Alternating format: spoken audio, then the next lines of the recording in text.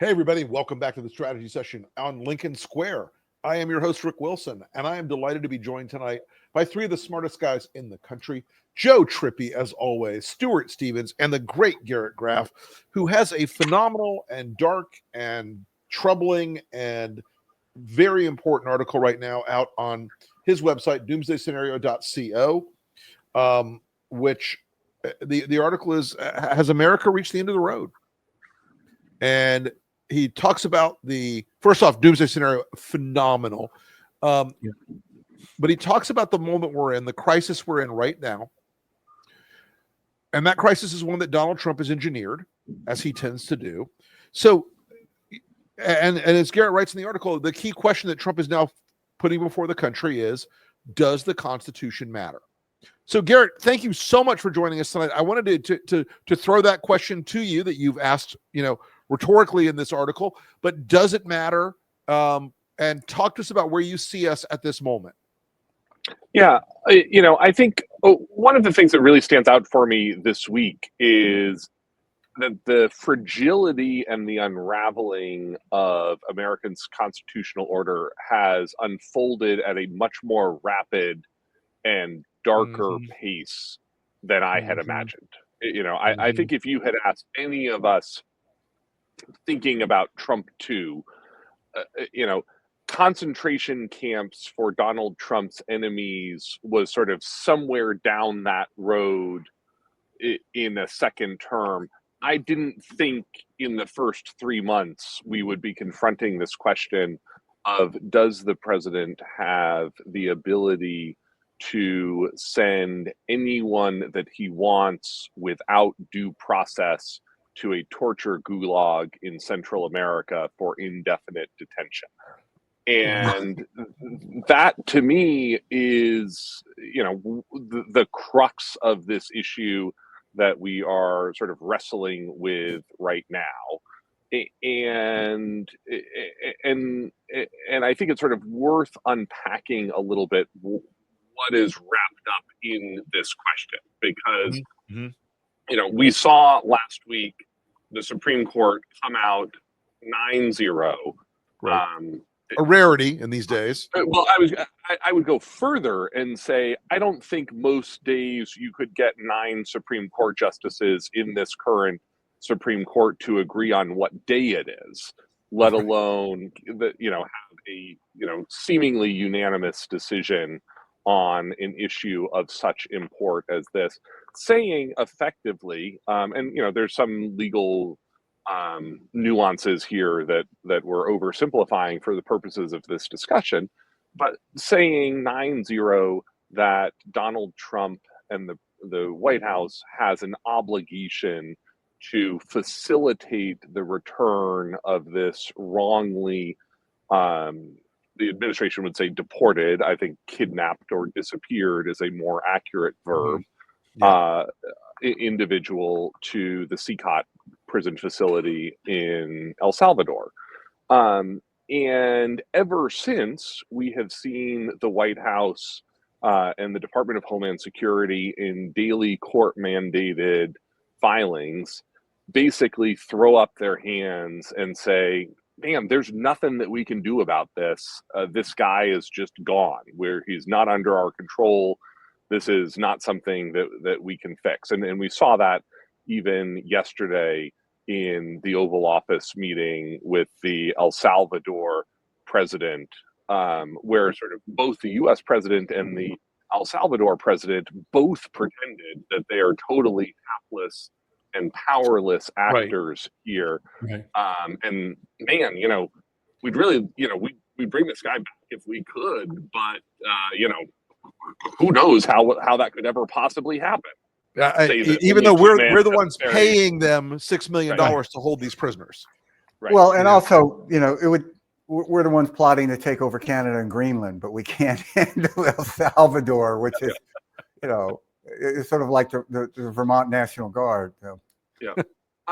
And I think along those lines, part of what makes this such a troubling moment is when you look at the backdrop of this particular legal case set against the already stated efforts by the Trump administration to ignore court orders that allowed for these 238 men to be sent to El Salvador without due process. That right now, this is a conversation about non-citizens. This is a conversation about people in the United States without legal authorization. But if the underlying administration argument is both that the worst of the worst don't require due process, right, and that the administration gets to determine who is the worst of the worst, that means really any one of us is vulnerable to this type of action, particularly when you build in the legal argument that the Trump administration is making, that sort of once you get to international waters, there's nothing anyone can do at all. And this to me is, what makes this so particularly dark, because this is not sort of Viktor Orban style, wannabe strongman tactics. This is sort of Pinochet in Chile. Right. This is where to throw people out of helicopters. Argentina. Yeah. I do think, and I'm going to let you talk 1 second, Joe. I do think, we should not lose sight of the fact that Trump joked or not joked on True Social about sending Tesla protesters to El Salvador next. And folks, I wrote a piece about this today. But I think this is the administration pushing that Overton window further and further and further. They'll say one day, oh, well, these immigrants have to go. Then these visa holders have to go to El Salvador. Then these protesters at Tesla dealerships have to go to El Salvador because they're terrorists. And then anybody who objects to the administration sending these people is also a terrorist or a terrorist sympathizer. I feel like we are at the edge of a very, very, very, very slippery slope. He's also said, Joe, build more so we can send our homegrowns. I mean, homegrowns. And who decides who the homegrowns are, of course, and everything that Garrett said. I think it's the most important piece I've read. Seriously, Garrett, it's astounding. Everybody should look at go to and read Garrett's piece if you can. Yeah, and to that end, Rick, I think one of the reasons that Donald Trump is clearly picking this fight, because he wants this fight, and I think that it's worth talking 100%. About that, and is think of how easy it would have been 2 or 3 weeks ago as the first reports came out about the innocence of people who have been wrapped up in this, for the administration to say exactly, by the way, what Elon Musk said about some of his Doge efforts, which is, look, we're going to make mistakes. We love America so much that we're trying so hard. We're erring on the side of caution, and we'll fix those immediately. And think of how easy it would have been for Donald Trump to say exactly that 2 or 3 weeks ago, and to bring back this one controversial figure, this one sort of clearly innocent person caught up, and the way that would have actually strengthened his hand with the other 237 people that he has sent to CICOT in El Salvador. Now, the fact that he has not done that, the fact that he has instead dug in and said, basically, I'm going to leave this guy to rot, is, to me, particularly worrisome for exactly the reason that you are citing, which is, once you get to the point that innocent people can be sent to a torture gulag, there is no red line left worth talking about between where you are as a democracy and the authoritarian country that you are about to be. Right. Garrett, let me ask you a question. At least one of these happened in the state where we live, Vermont. I've been a proponent of an idea that the state attorney generals should do as you did in your piece. And I think you make an excellent point that language is really important. These aren't deportations, because deportations would involve due process. These are kidnappings and human trafficking, which is illegal in every state. So I've been positing that these attorney generals, that they took an oath to defend the citizens, residents of their states. They should respond as if what it is, kidnapping and rendition. They should file charges and try to arrest these people who are responsible. Where that would lead, who knows? But we know where not doing it is leading. Right.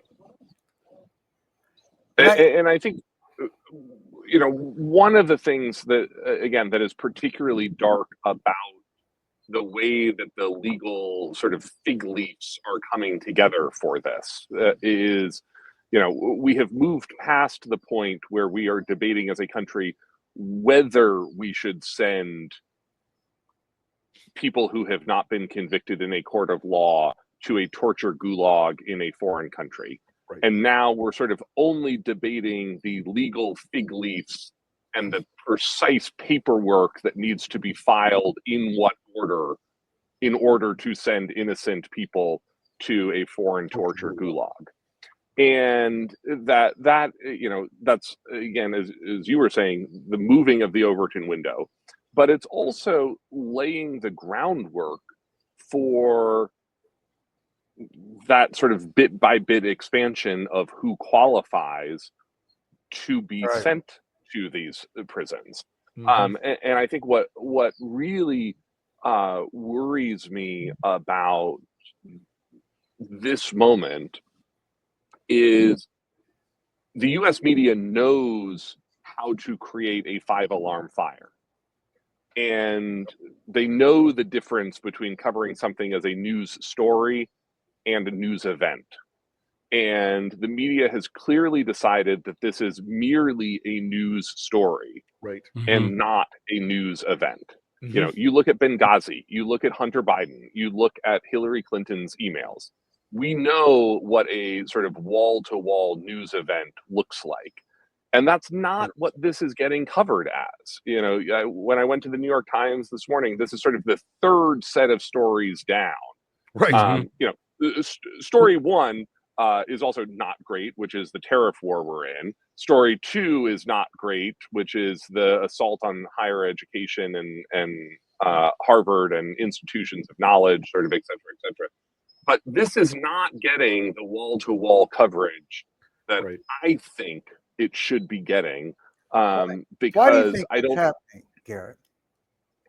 Well, because I think Donald Trump knows that this is an issue that motivates his base, Right. and doesn't motivate most of the rest of sort of the East Coast, you know, coastal liberal media elite. So Garrett, like with tariffs, right? I mean, people said, when will the Republicans stand up? When will the press stand up? You know, whatever. And no one is. And with tariffs, what finally pushed back was the world said, basically, go pound sand. We're selling your bonds, whatever, right? And he had to back off. Is there an international? Is there a similar thing where, again, I understand the Supreme Court obviously, with that, you know, facilitate, kind of like left some wobble stuff there, but is there like the Red Cross or some other international law that could be invoked? Do you think that would you know, where they go down and verify that he's still alive and that, you know, and make the case, or is that not where it's going to happen? No, I think this is a battle that has to be won in the United States, and it has to be won in our streets and our courtrooms by our leaders. And I think you're beginning to see some people take this seriously enough. You know, the members of Congress talking about going down to these prisons to, you know, to inspect them, to try to figure out, you know, how they can, you know, try to effectuate release. But I also think some of this, you know, you talk about the tariff. Part of what got Trump to back down there was the embarrassment of, you know, U.S. business leaders, of world leaders, of the sort of sheer incompetence of his administration. And the thing that I can't understand is why Democrats aren't sort of day in, day out hammering right now Sure. just what a weakling Donald Trump is. Right. You This can't is the make man you who- can't make the president of El Salvador do what you want, Donald. What Right. kind of man Right. are you? You know, this is the guy who came of age to America as a great negotiator. This is the man who, you know, maybe didn't write, but at least put his name on the cover of The Art of the Deal. And you know, you can get Andrew Tate released from Romania, but you can't get, you know, the president of El Salvador, a man you are paying to do the thing that the U.S. courts need you to do. You know, gosh, just what a weakling this guy is. You know, what a laughing stock this guy is. You know, I think that those involved in this feel invulnerable, that nothing can touch them, Right.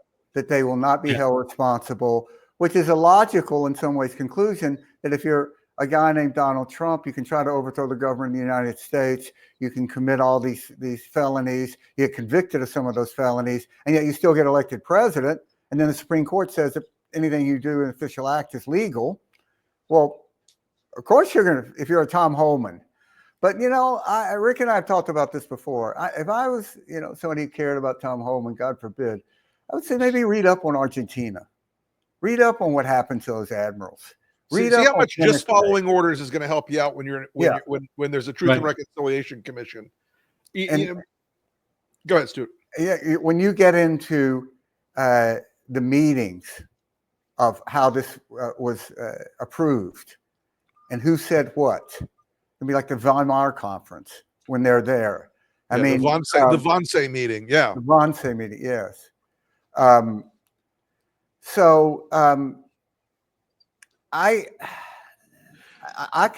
just sort of baffled and stunned that there's not more outrage. Well, we're past saying by the Republican Party we used to belong to, by anybody, but by Democrats. So I want to throw a question out there at the moment. Trump is looking to, I think, this moment. I'm sure Stephen Miller is. This is the moment they want to neuter the Supreme Court permanently. This is the battle they want, that John Roberts really didn't want to have. He really had hoped that there would be some sort of normalcy and that he wouldn't have to confront the existential question of, does the Supreme Court matter? Does it exist as a part of the Trump crime family, or is it an independent part of a tripartite government as defined in the Constitution? My view, if I were advising John Roberts, would be you've got a gun to your head. Right now, you either fight it out or it's over, or they're going to kill you. I'm curious, Garrett, and guys, what you all think about this moment. Does John Roberts understand the threat that he is under as the Chief Justice and the threat that the court is under in American constitutional life right now? I think he very much does. And I think you saw that in the backdrop of how that Supreme Court decision came together last week, which was it was unanimous, which I think was its own important symbol from the court. I have to imagine that took an enormous amount of effort, and it was also a uniquely narrow decision. Yes, very much that you could sort of see, you know, whatever Venn diagram everyone was trying to draw in the chambers at 1 First Street. You know, this decision, this verb of facilitate the return, was, you know, the one area where all 9 of those justices agreed upon. And so it was a unanimous decision. It was a narrow decision.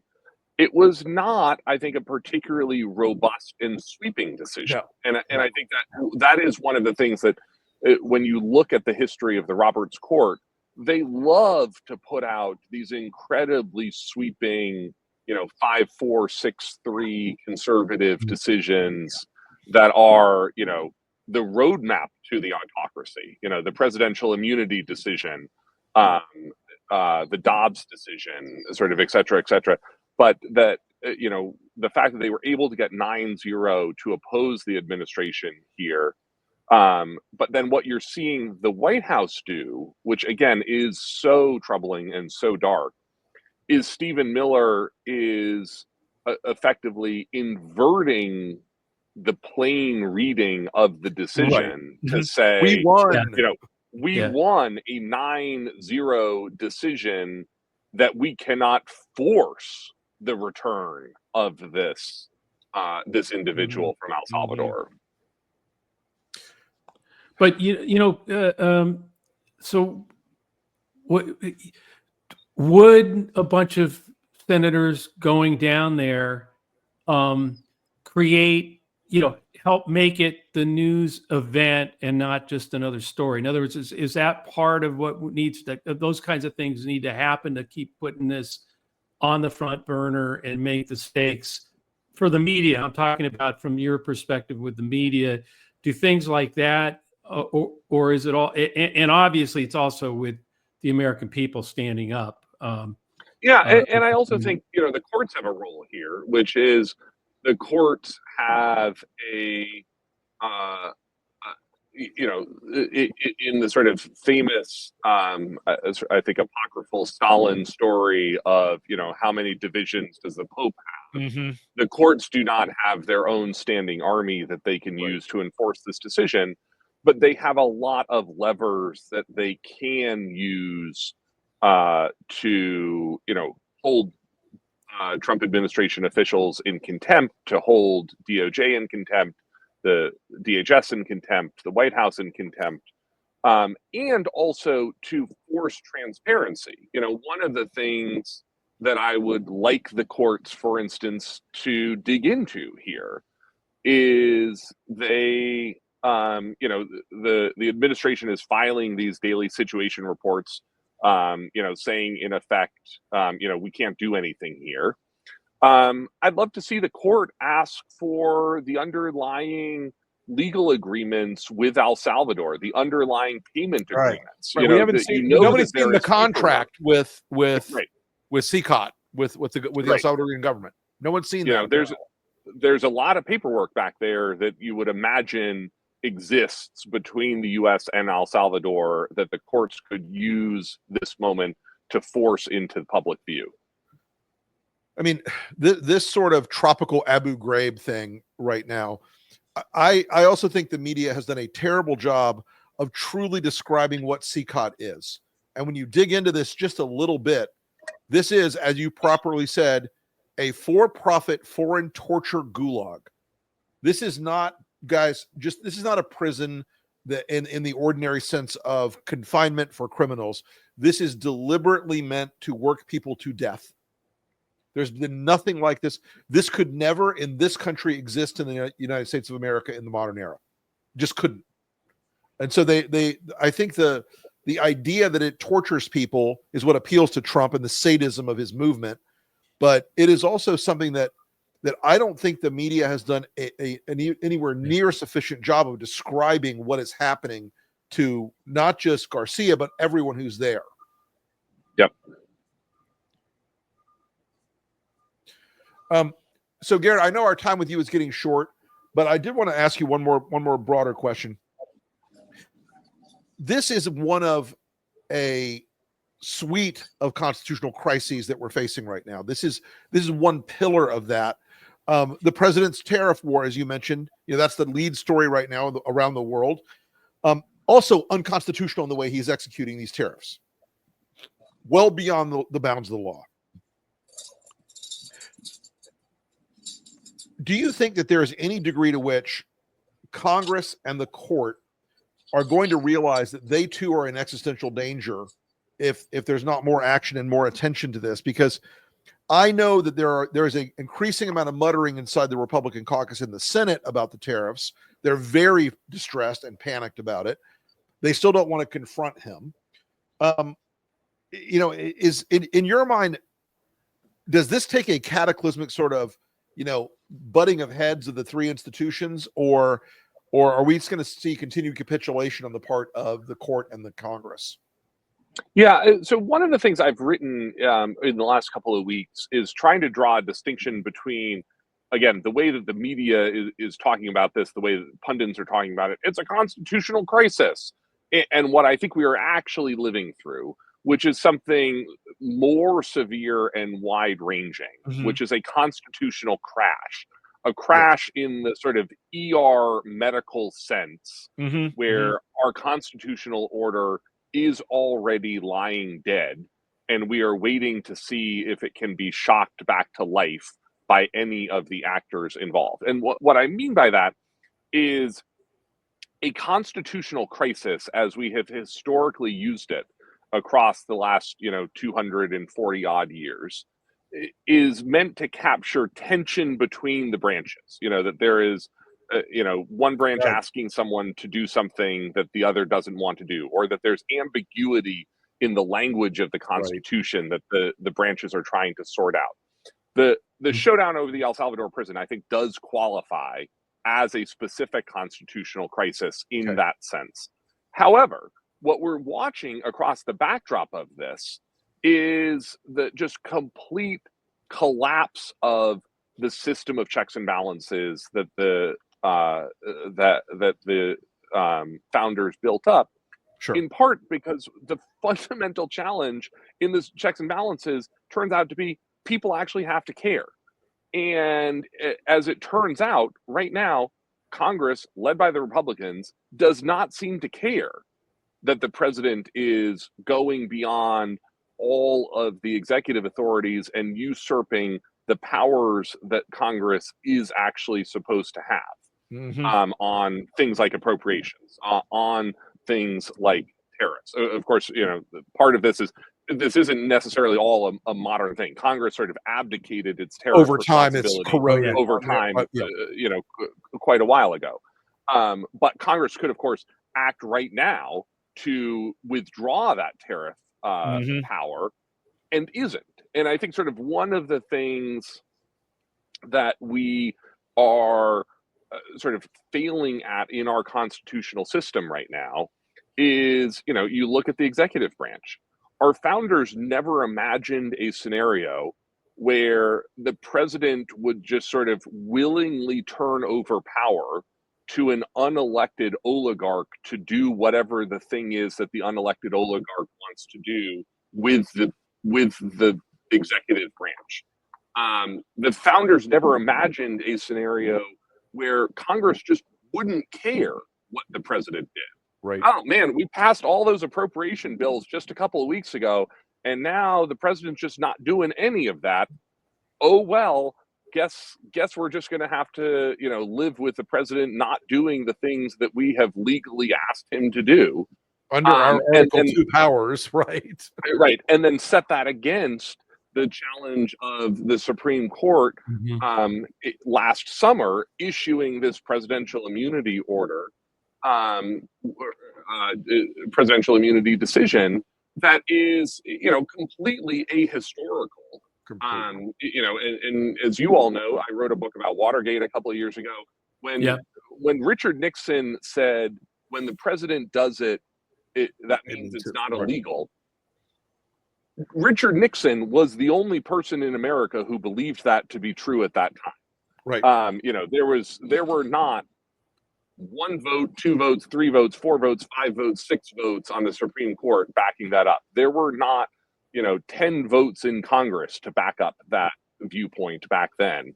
And so right now, I think the challenge that we're living through is the only check and balance that turns out to matter in the US system is good character. And if you don't have good character, none of the rest of the checks and balances matter at all. Yep. Well, Garrett Graff, I want to thank you so much as always for coming on the show tonight. Yeah. This article is brilliant. Folks, check out doomsdayscenario.co. And Garrett's new article is, again, it is chilling, it is enlightening, and it's an important piece, I think, in our national dialogue right now. I know you've got to hop, Garrett. We appreciate your time, and we will look forward to seeing you again on another edition. Great. Thanks, guys. Always a pleasure to talk to you. Thanks, Garrett. Thanks, Garrett. Great to see you, man. Guys, well, we're in deep water, boys. Yeah, I mean, that's a guy who has, spent time with aliens, and it's the great book he had we wrote Yes. on UFOs, and this seems to trouble him more than No, the fact that he's been on top of a lot of things, and this is Yeah, I do think his piece is something every American should read and take to heart because it's that important. I agree, Joe. I think that's exactly right. So, well, folks, thank you as always for joining us on this members only strategy session. We will be bringing you more lives, more content all week this week. Hey, and if you could scan that QR code you see up on your screen right now, we are up for a Webby Award for the Lincoln Project podcast. For the first time, you get the Lincoln Project podcast here on Lincoln Square as one of our free content items. We're up for an award for an episode that I got to be honest, it damn near wrecked me when I did it. It was with Ryan Hamilton, who's a guy from Texas who almost lost his wife because of Texas extreme abortion laws. And we're up for that episode. If you could vote for that on the Webby Awards thing, it would mean a lot to me. It'd mean a lot to our team who produced this amazing episode. And I think it'd mean a lot to Ryan and his wife because they went through hell. And we just had the privilege of telling their story. So with that, we will see you again next Tuesday night. And we will see you again all week this week with more live content, more writing. Check out Joe's podcast, That Trippy Show. Stuart and I, we seem like we're doing lives about every 10 minutes during the day lately. Yeah, but Alex we love it. and I We are- love having these conversations with y'all. And we look forward to seeing you again on the next edition. Thanks so much. thanks for supporting Lincoln. Take care.